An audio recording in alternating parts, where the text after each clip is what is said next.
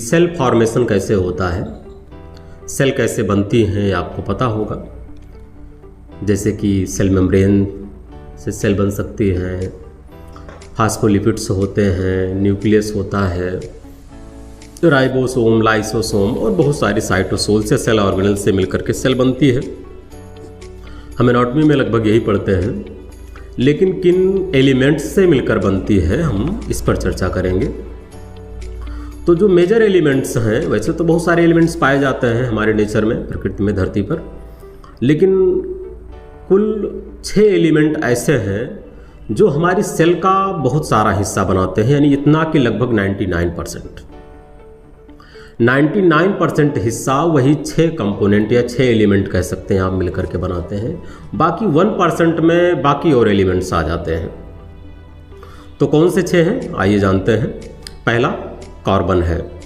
Carbon लगभग सभी organic molecules जितने हैं सब में पाया जाता है, लेकिन फिर भी हमारे सेल में जो प्रोटीन है, लिपिड है, कार्बोहाइड्रेट है, न्यूक्लिक एसिड्स हैं, इन सब में जो जरूरी कंपोनेंट है जिससे ये बनते हैं वो है कार्बन। दूसरा हाइड्रोजन है जो पानी में पाया जाता है, फाउंड इन वाटर।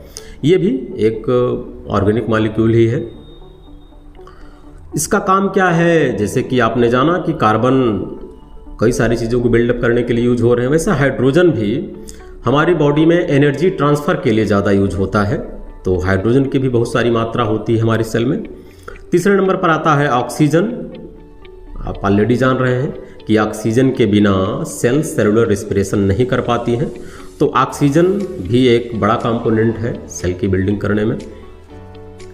तो यहाँ हम बात वो कर रहे हैं जैसे कि सेल जो बनती हैं खास करके अलग अलग सेल ऑर्गेनेल से मिलकर के, तो सेल ऑर्गेनेल को यूँ समझें जैसे किसी घर में ईंट यूज हो रही है, सरिया यूज हो रही है और सीमेंट यूज हो रही है, इतना तो हम जानते हैं। लेकिन सरिया किस चीज़ से बन रही है, सीमेंट किस चीज़ से बनती है, या फिर ईंट किस चीज़ से बनती है, यहाँ पर इसकी बात कर रहे हैं। तो थर्ड नंबर पर ऑक्सीजन है और फोर्थ नंबर पर है नाइट्रोजन।